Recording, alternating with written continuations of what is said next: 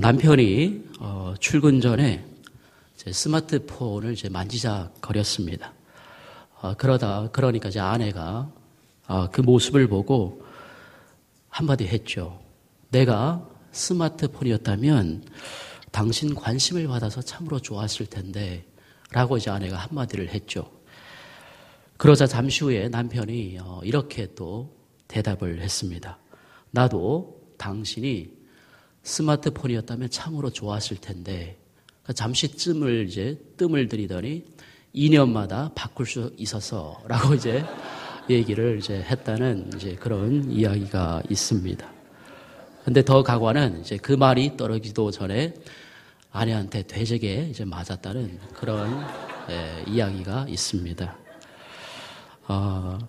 여러분, 이 이야기가 우리에게 전해주는 메시지가 무엇일까요? 한마디로 관심입니다.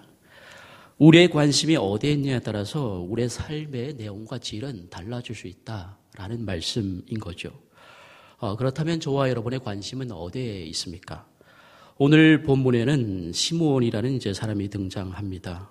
시므온은 평생을 이제 의롭고 경건하게 살아왔습니다. 더욱이 그는 이스라엘의 위로를 기다리며 살아왔습니다. 메시아가 바로 그의 위로였고 기다림의 소망이었습니다. 그의 평생의 낙이었습니다. 한마디로 시므온의 관심은 이스라엘 백성이 그토록 기다리고 기다렸던 바로 예수 그리스도였습니다. 우리 25절 함께 읽습니다. 25절 시작.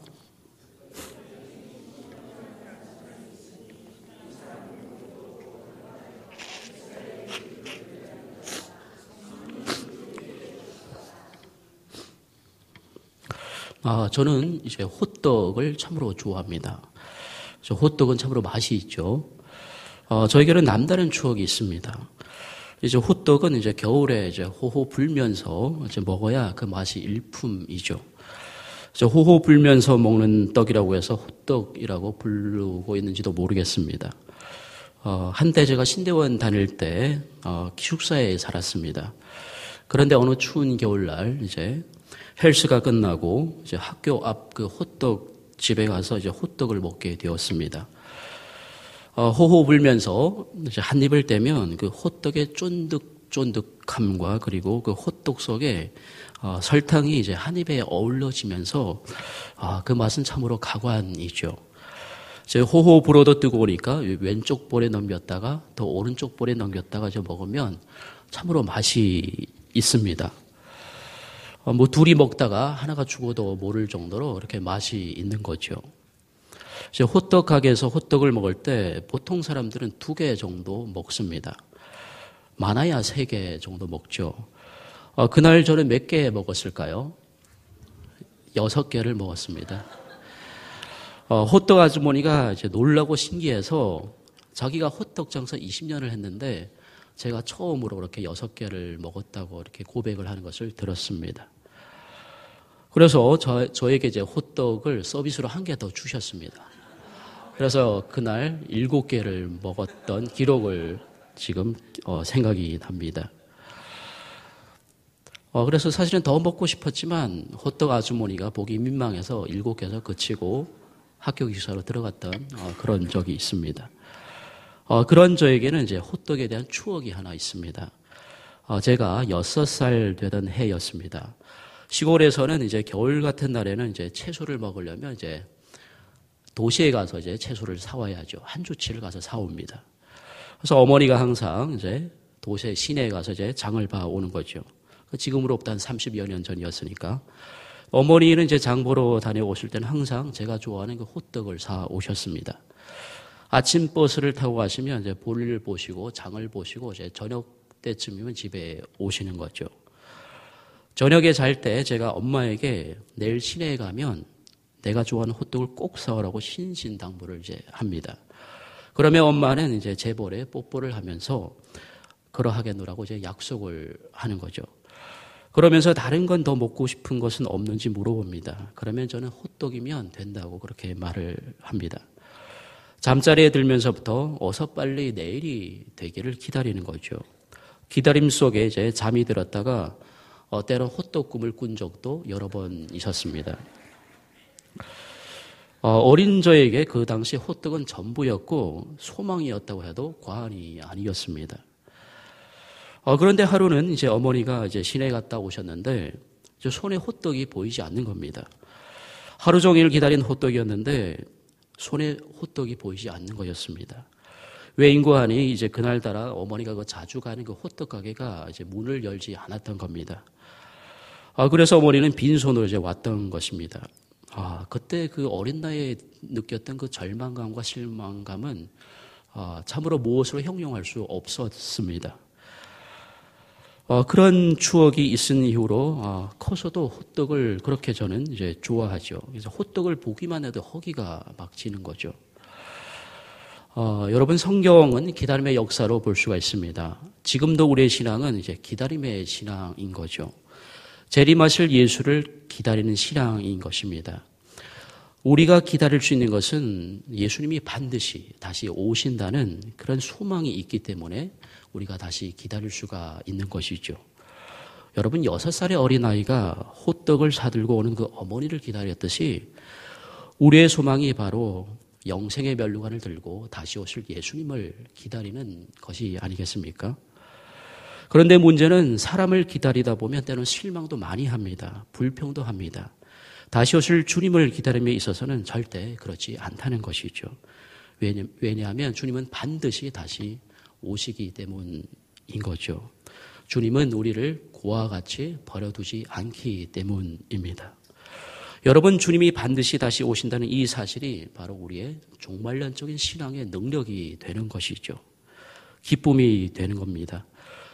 여러분 세상 사람들이 보기에는 비주류의 삶을 살아가는 것 같아도 하나님이 보시기에는 정도의 삶이고 바로 왕도의 삶인 겁니다. 거기에 참된 생명과 기쁨과 평안과 행복이 있는 것입니다. 여러분 오늘 본문의 시므온이 바로 그런 사람이었죠. 어떻게 보면 그는 유대인들이 보기에 평생 비주류의 삶을 살았던 그런 사람처럼 보였지만 하나님이 보시기에는 그는 정도의 삶이요 왕도의 삶이었죠. 평생을 의롭고 경건한 삶을 살면서 오직 메시아만을 기다렸던 것입니다. 어떻게 보면 유대인들이 집단적으로 하나님께 반항하던 그 시대에 그는 홀로 이스라엘의 위로이신 메시아를 기다렸던 것입니다. 그렇다면 시므온이 평생 이스라엘의 위로이신 예수님을 기다리면서 의롭고 경건한 삶을 살았던 그 밑바탕에는 과연 무엇이 있었을까요? 오늘 읽은 25절의 말씀에 보니까 성령이 그와 함께 하신 은혜가 있었다라고 기록하고 있습니다. 뒤집어 말하면 그는 날마다 성령님과 동행했기 때문에 그러한 동행이 소망의 근거가 되고 의롭고 경건하게 살 수 있는 능력이 되었다는 말씀입니다. 그러한 하루하루의 성령님과의 동행의 삶이 오늘 본문에서 보시다시피 메시아를 두 눈으로 목도하게 되었던 것입니다. 여러분 우리의 신앙은 하루하루의 삶이 참으로 중요합니다. 우리는 주일날 교회에서 예배도 하고 헌금도 하고 여러 봉사도 합니다. 한마디로 주일날 교회에서는 누구나 거룩하게 볼 수 있다는 말씀인 거죠. 하지만 중요한 것은 나머지 6일간의 삶이 더 중요한 것이죠. 그것이 우리의 삶을 결정한다는 말씀인 거죠. 예수님께서 하신 말씀을 우리는 분명하게 기억해야 합니다. 예수님은 마태복음에서 너희는 교회의 소금과 빛이다 라고 말씀하지 않았죠. 오히려 예수님은 너희는 세상의 소금과 빛이다 라고 말씀하셨습니다. 이처럼 그리스도인은 나머지 6일간을 세상에서 소금처럼 녹아져서 겸손하게 옳은 소리 한 것을 왼소리 모르게 그런 삶을 살아가야 하는 것이죠. 또한 빛처럼 세상에 드러나서 사회적 약자들과 소외계층을 위해서 정의를 외칠 줄 알아야 하는 것이죠. 내 자신의 체면 때문에 소금처럼 맛을 내지 못하고 빛처럼 정의를 외치지 못한다면 적어도 그런 사람에 대해서 우리가 뒤에서 옳다 아니다 라고 판단은 하지 말아야 할 것입니다. 여러분 6일간의 소금처럼 빛처럼 삶을 살다 보면 우리의 삶이 비주류처럼 보일 수밖에 없습니다. 그래서 우리의 마음에 생겨나는 그 유혹은 나도 주류에 속하고 싶다는 그런 유혹인 거죠. 그러나 여러분, 비주류의 삶은 과정에서는 낙오자처럼 보일 수가 있습니다. 그러나 비주류의 삶이 유일한 희망 한 가지가 있다면 그것이 무엇일까요? 그것은 예수가 다시 오신다는 그 절대적인 한 가지 사실 때문인 거죠. 이미 우리는 승리했지만 마지막 날 완전한 승리를 위해서 살아가고 있다는 말씀인 거죠. 여러분, 이게 바로 우리 그리스도인들의 삶인 겁니다. 여러분, 주류의 삶을 살아보려고 안간 힘을 쓰기보다 차라리 우직하게 날마다 성령님과 동행하면서 다시 오실 주님을 기다린 그 삶이야말로 하나님 보시기에 왕도이고 정도의 삶인 겁니다. 이러한 삶이야말로 시므온이 우리에게 보여준 의롭고 경건한 삶인 줄로 믿습니다. 이 시간에 성령님과 함께 동행하심으로 다시 오실 예수님을 소명하며 살아가는 그런 저와 여러분 되기를 간절히 축복합니다. 우리 26절 다 함께 읽습니다. 26절 시작.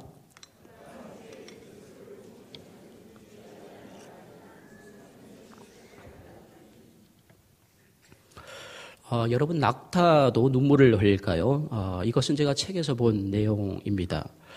사람이라면 다 눈물을 흘립니다. 소도 눈물을 흘리고요. 악어의 눈물이라는 속담도 있습니다. 특별히 양은 도살당할 때 신음소리 한 번 내지 않고 이제 눈물을 흘리며 죽어갑니다. 여러분, 낙타도 울까요? 웁니다. 매우 큰 눈물방울을 뚝뚝 흘리면서 울죠. 그런데 낙타는 어느 때 그리고 언제 우느냐가 매우 극적이라고 합니다. 낙타는 사막에서 살아남기 위해 등 위에 소위 말하는 그 물주머니와 또한 긴 속눈썹을 이제 갖고 있죠. 성경에도 낙타란 말이 여러 번 나옵니다. 특히 예수님은 부자가 천국에 들어가는 것이 낙타가 바늘귀에 들어가는 것보다 더 힘들다라고 말씀하셨습니다. 그런데 특이한 것은 낙타가 새끼를 낳아놓고서도 간혹 돌보지 않는 그런 모성애 없는 낙타들이 종종 있다는 겁니다. 새끼를 낳아놓고서도 간혹 돌보지 않는 모성애 없는 낙타들은 새끼가 굶주려 죽게 되었는데도 결코 젖을 물리지 않는다는 것입니다. 그러면 그 새끼 낙타는 바로 죽고 만다는 것이죠. 그런데 이럴 때 몽골인들은 오래전부터 이런 낙타들을 다스릴 수 있는 그런 방법 한 가지를 갖고 있습니다. 그것은 바로 어미 낙타에게 음악을 이제 들려주는 거죠. 그들이 즐겨 사용하는 그 악기 가운데 마두금이라는 그런 악기가 있습니다. 그 소리가 참으로 구슬픈 악기입니다. 근데 그것을 잘 연주하는 그 악사를 특별히 먼 곳에서 초대해 온다고 합니다. 그리고 이제 낙타를 앞에 놓고 그 악사가 이제 마두금을 연주하는 거죠. 그 마두금 연주에 맞춰 그 마을에서 가장 연장자이신 할머니, 그러니까 아이들도 많이 키워보고 손주도 많이 키워본 그 할머니가 구성진, 구슬픈 그런 노래를 이제 부른다고 합니다. 그러면 그 마두금 연주와 할머니의 슬픈 노래를 듣고 신기하게도 낙타가 눈물을 흘린다는 거죠. 그렇게 눈물을 이제 흘린 낙타는 이제 모성애를 찾게 된다는 겁니다. 그래서 자기 새끼에게 젖을 물리게 되어 새끼도 살게 된다는 것이죠. 여러분, 한자어의 감동이라는 단어에서 감은 느낀다는 것이고 동은 움직인다는 뜻입니다. 다시 말해 사람도 동물도 느껴야 움직인다는 것이죠. 그런데 여러분, 이 감동을 주는 힘이 바로 음악이라는 겁니다. 마두금에 떨리는 선율과 여인의 정감 있는 노래소리는 돌처럼 굳고 차가웠던 그 낙타의 가슴을 이제 울리게 된다는 말씀인 거죠. 오늘 우리가 읽은 26절에 보니까 시므온에게 바로 이러한 감동이 있었다는 겁니다. 그 감동이 뭘까요? 바로 소통이었습니다. 누구와의 소통이었을까요? 바로 성령님과의 소통이었습니다.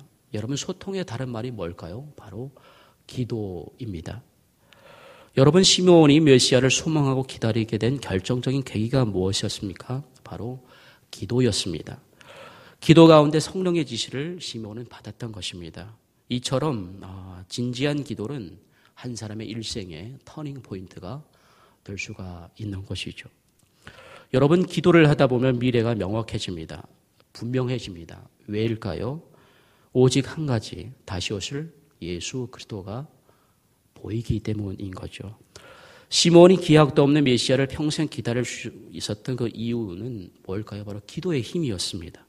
기도를 통한 성령님과의 소통의 힘이었던 거죠. 사랑하는 성도 여러분, 밑빠진 항아리에 물을 채우려면 어떻게 하면 될까요? 방법이 한 가지 있죠. 그것은 바로 밑빠진 항아리를 호수에 던져버리면 되는 겁니다. 그럴 때 밑빠진 항아리에 물을 채울 수가 있는 것이죠. 여러분, 밑빠진 항아리 같은 우리의 마음을 무엇으로 채울 수가 있겠습니까? 이 세상 그 무엇으로도 채울 수가 없는 것이죠. 아무리 우리가 좋은 것을 가졌다고 할지라도 그것으로 우리의 마음을 채울 수가 없는 것입니다. 그렇다면 어떻게 하면 될까요? 방법은 오직 하나이죠. 우리를 예수님의 마음에 투척하는 겁니다. 그 길만이 사는 길인 거죠. 그 길만이 공허한 우리의 마음을 채울 수 있는 유일한 길인 거죠. 다시 말해 여호와께로 다시 돌아가는 겁니다. 말씀의 자리로, 기도의 자리로, 삶의 예배의 자리로 다시 돌아가는 길. 그것만이 우리의 공허한 마음을 채울 수 있는 유일한 길이라는 거죠. 여러분 많이 갈급하시잖아요. 방법은 하나입니다. 나 자신을 있는 모습 그대로 예수님께 투척하는 겁니다. 그 길만이 갈증을 해소할 수 있는 유일한 길인 거죠. 그러할 때 우리가 이 세상 것들에서 우리의 관심을 영원한 다시 오실 예수 그리스도께 둘 수가 있는 것이죠. 오늘 결론이기도 한 말씀입니다. 28절에서 32절 말씀인데요. 시몬이 아기를 안고 하나님을 찬송하여 이르되 주제여 이제는 말씀하신 대로 종을 평안히 놓아주신도다. 내 눈이 주의 구원을 보았사오니 이는 만민 앞에 예비한 것이요 이방을 비추는 빛이요 주의 백성 이스라엘의 영광이니이다. 그렇습니다. 여러분, 우리의 인생의 결론이 어떠해야 할까요? 시므온이 우리에게 보여주었습니다. 시므온처럼 하나님을 찬송하는 것, 주의 영원한 구원을 보는 것, 이러한 우리의 삶을 통하여 하나님의 영광을 받으시는 것, 바로 이거죠. 이것보다 더 의미가 있고 가치 있는 삶이 어디에 있겠습니까? 원아웃기는 새로운 한 주도 이러한 은혜가 저와 여러분과 함께 하시기를 간절히 소원하고 축원드립니다. 이 시간 우리 다 함께 기도할 때에